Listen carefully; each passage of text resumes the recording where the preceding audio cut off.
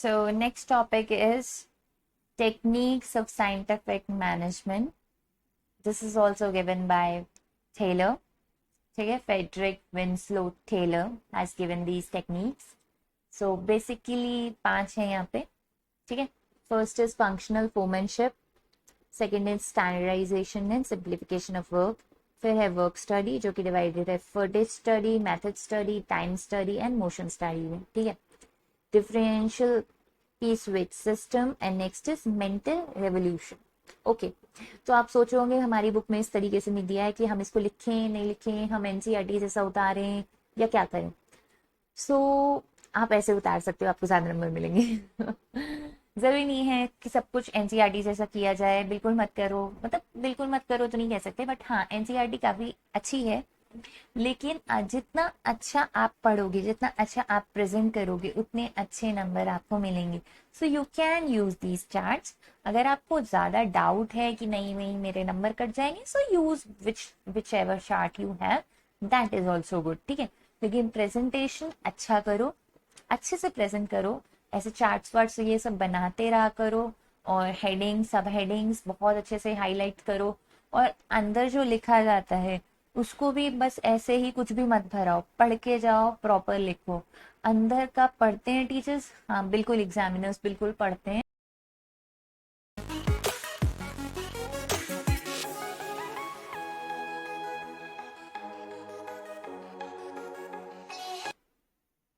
पढ़ लो.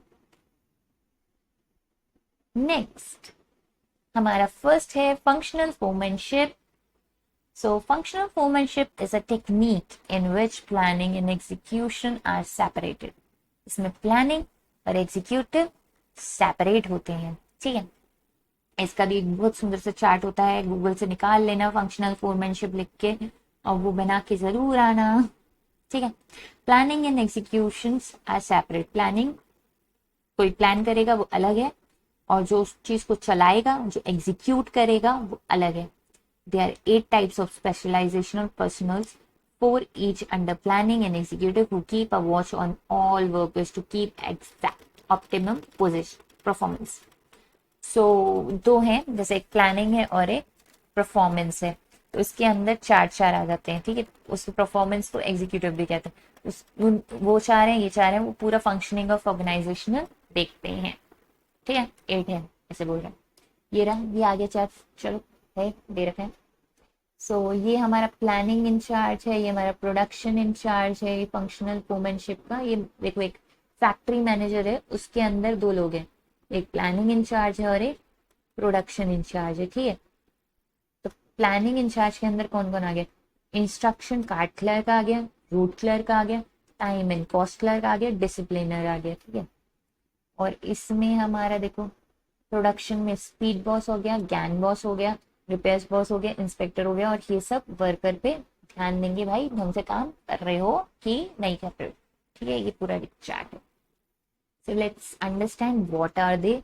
बड़े अतरंगी से नाम है, बड़े डिफिकल्ट सा साउंड कर रहा है, बट इतना डिफिकल्ट नहीं है. अच्छे से समझ लोगे तो नाम पढ़ते ही क्लिक कर जाएगा दिमाग में, अच्छा ये है.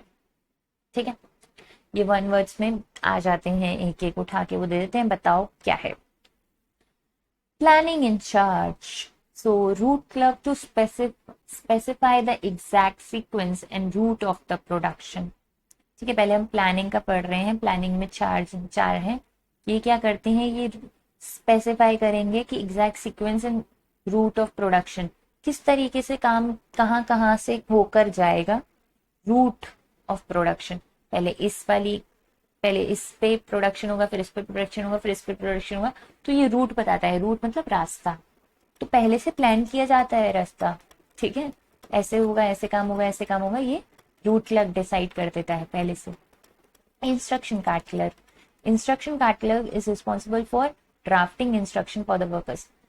कोई रूल्स भी तो बनाएगा, उसको लिखना पड़ेगा ना रूल्स को, तो कौन बनाएगा? तो इंस्ट्रक्शन कार्ड क्लर्क एक इंस्ट्रक्शंस बनाएगा, इस तरीके से काम होना है प्रोडक्शन में. ठीक है, next time and cost clerk. Time and cost clerk क्या होता है? जो prepare time and cost sheet for the job.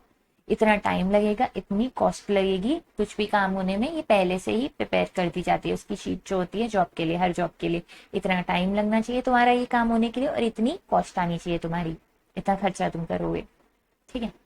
Shop डिसिप्लिनर्स, shop disciplinarians क्या है? Ensure discipline and enforcement of laws and regulation among the workers. तो कोई भी काम हो रहा है उसका ध्यान रखा जाएगा। शॉप डिसिप्लिनर्स, डिसिप्लिन मेंटेन हो रहा है कि नहीं हो रहा है, ये चीज भी ध्यान रखनी पड़ेगी। तो इसका ध्यान रखा जाता है, इंश्योर किया जाता है, रूल्स और रेगुलेशन फॉलो हो, प्लानिंग वाले ध्यान रखेंगे। नेक्स्ट, प्रोडक्शन वाले अब क्या करेंगे, ठीक है। पहला है gang boss. Gang boss is responsible for keeping tools and machinery ready for operation. Gang boss क्या है? हथियार, अपने टूल्स, गैंग तो gang tools and machinery ready रखते हैं फॉर ऑपरेशन। जो भी काम होने वाला है वो गैंग बॉस पहले से ही तैयार कर देगा, भैया ये टूल्स चाहिए, ये हमें मशीनें चाहिए, पहले से काम करने के लिए, ऑपरेशन करने के लिए रेडी रहती है, ठीक है। स्पीड बॉस, स्पीड बॉस की responsible for timely appearance of completion of top, completion of job. तो स्पीड बॉस ध्यान रखेगा कि स्पीड तुम्हारी सही चलती रहे, कहीं पे तुम बहुत स्लो ना हो जाओ, कहीं पे तुम बहुत फास्ट ना हो जाओ, तो सही सही तुम लोग एक सही स्पीड से काम करो। ये देख लेगा कि टाइमली हर टास्क हो रहा है कि नहीं हो रहा है, एक टास्क दूसरी टास्क तक पहुंच रहा है, एक टास्क दूसरी टीम तक पहुंच रहा है कि नहीं पहुंच रहा है टाइमली। तो स्पीड बॉस इस चीज का चेक रखता है प्रोडक्शन में।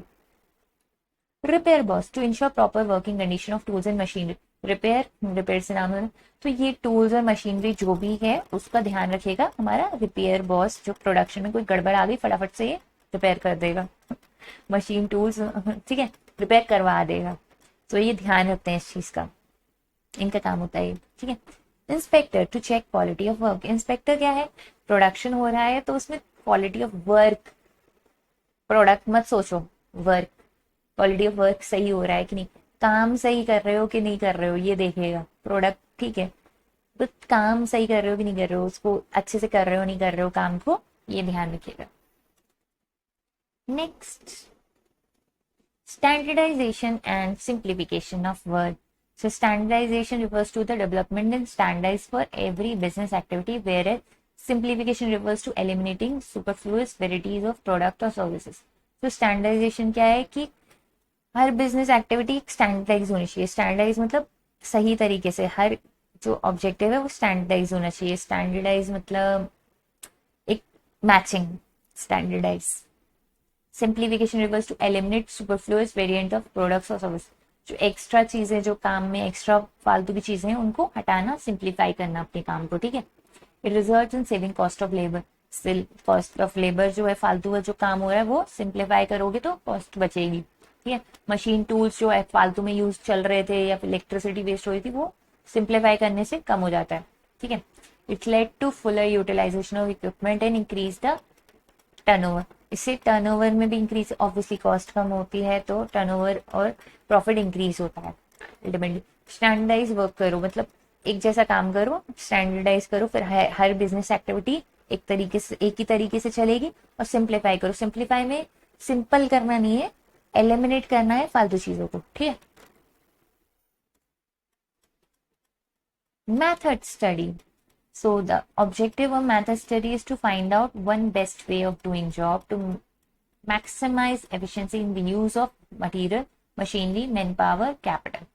So method study जो कह रहा है कि बेस्ट मेथड ढूंढो कुछ भी काम करने का, और जो मैक्सिमम एफिशिएंसी दे, एफिशिएंसी मतलब कॉस्ट कम हो प्रॉफिट ज्यादा हो, एफिशिएंसी दे, ऐसा मेथड ढूंढो काम करने का। मेथड मतलब तरीका। In the use of material, machinery, man power, capital, सब चीजों में, कैपिटल में, मैन पावर, मटीरियल में, मशीनरी में, सब चीजों के यूज करने के बेस्ट तरीके थे। Which techniques of scientific management is being violated here. So एक क्वेश्चन है, वो पूछ रहे हैं कि इसमें कौन सी साइंटिफिक टेक्निक जो है वो वायलेट हो रही है। सो फंक्शनल फोरमैनशिप इसमें वायलेट हो गया, क्योंकि अब तुम बेस्ट मैथड ढूंढ रहे हो, तो मतलब शॉर्टकट ढूंढ रहे हो। तो फंक्शनल फोरमैनशिप क्या कहता है? प्लानिंग करो एकदम, एक एक एक एक स्टेप, एक एक स्टेप, प्रोडक्शन करो एक एक स्टेप, एक एक स्टेप। सो ये उसको ब्रेक कर रहा है, एक तरीके से वायलेट कर रहा है मैथड स्टडी, बिकॉज ये बेस्ट और इफेक्टिव पैसे बचाने वाली बात कर रहा है, ठीक है। Right one consequences of this violation, क्या कॉन्सिक्वेंस रहेगा इसको वायलेट करने का। सो ये आंसर आप सोचना और मुझे कमेंट सेक्शन में नीचे बताना, ठीक है। जो अगर सही बताओगे तो फिर मैं रिप्लाई बैक करूंगी।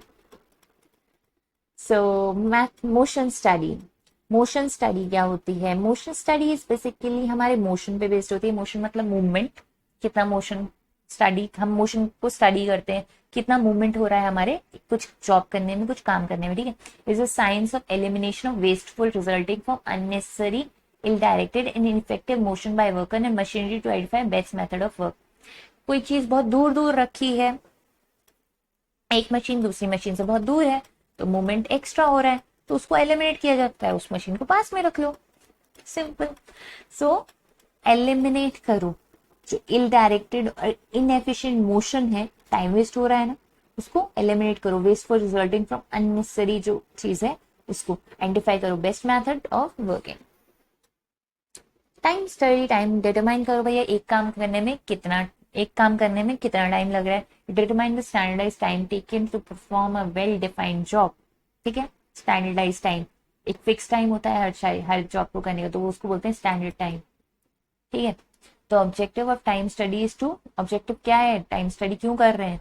To determine the number of workers to be employed, frame suitable incentive schemes and determine labour cost.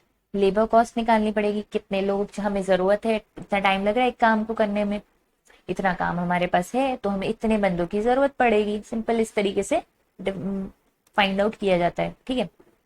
एक ऑर्डर है, एक महीने में कंप्लीट करना है, तो हम फाइंड आउट टाइम डिस्टेंस, और वो टाइम वर्क पड़ा है ना अपने, वही बात कर रहे हैं टाइम स्टडी में, ठीक है। तो फिर मतलब हम लोग पता लगाएंगे कि इस ऑर्डर को पूरा होने में इतने घंटे लगेंगे या इतने दिन लगेंगे, तो हमें इतने लोग चाहिए होंगे, हमें जल्दी करना है, हम ज्यादा लोग हायर कर लेंगे। सो टाइम स्टडी से ये चीज भी पता चल जाती है। तो सूटेबल इंसेंटिव स्कीम्स निकालो, इतने मतलब हम तुम इतना ज्यादा घंटे ज्यादा काम करो, हम तुम्हें इतना पैसा और देंगे, तो लोग ज्यादा काम कर सकते हैं। तो सूटेबल इंसेंटिव स्कीम्स भी निकाल सकते हो आप, डिटरमाइन कर सकते हो लेबर कॉस्ट कितनी आ रही है हमारी, सब चीजें आप फाइंड आउट कर सकते हो। फिट स्टडी, उसको ध्यान से सुन लो, कुछ टफ नहीं है। साउंड नाम इसका बड़ा डिफिकल्ट है बट अंदर बहुत इजी रहती है, तो ध्यान से सुन लो। Fatigue study seeks to determine the time and frequency of rest intervals, rest interval in completing a task. कितने बार आराम कर रहे हो, कितनी बार थक गए, फिटेज मतलब होता है थकान, तो फिटेज स्टडी डिटरमाइन करती है कि कितनी बार आप काम कर रहे हो, कितने ब्रेक्स ले रहे हो आप काम करते करते, ये सब वो स्टडी करेगा। So the rest interval will enable worker to regain their lost stamina, thereby avoiding accident, rejections and industrial sickness. So fatigue study define देखती है वो कितनी बार रेस्ट कर रहा है। सो क्यों लेता है वो रेस्ट इंटरवल्स, क्यों होते हैं, तो कितने रेस्ट इंटरवल्स देने चाहिए, ये स्टडी करके आप डिटरमाइन कर सकते हो। जैसे क्या होगा, अगर कोई बंदा थक गया है तो वो अपना जो काम करने का जो इंटरेस्ट है वो लॉस्ट कर देता है, ठीक है। आप कंटिन्यूसली 4 घंटे पढ़ते रहोगे, आपको 1 घंटे बाद समझ आना बंद हो जाएगा, दिस इज फैक्ट। लेकिन अगर आप आधे घंटे का बीच में गैप ले लोगे, फिर से 1 घंटे पढ़ाई करोगे, तो ऐसे अगर आप 4 घंटे पढ़ोगे तो आप अपने टाइम का बेटर यूटिलाइज कर सकते हो, ठीक है। तो इंटरवल्स बीच में लेना बहुत जरूरी हो जाता है during doing any job work, ठीक है, स्टडी एवरीथिंग। सो उससे क्या होगा, जो आपका जो एक्सीडेंट्स जो हैं उसको आप अवॉइड कर सकते हो, कुछ नेग्लिजेंस नहीं होगा, तो अवॉइड कर दो accidents, rejections and you can subscribe and comment below, and you can subscribe my page and like my video if you like it. आप लोग मेरा पेज सब्सक्राइब कर लीजिए, बेल आइकन पे क्लिक कर लीजिए, जैसे कि जो भी मैं नेक्स्ट वीडियो डालूं वो आपको मिल जाए। अगर आपको ये वीडियोस हेल्पफुल लग रही हैं so do like it, and अगर अच्छी नहीं लग रही हैं तो डोंट डिसलाइक इट, ओके। और नेक्स्ट चीज था about PDF and notes. So there is a link below, एक टेलीग्राम पेज का एक लिंक है, उस पे जाके आप इसकी पीडीएफ डाउनलोड कर सकते हो अगर आपको ये हेल्पफुल लग रहे हैं, तो आप वहां से ले लो और अपने पर्सनल नोट्स बना लो, ठीक है।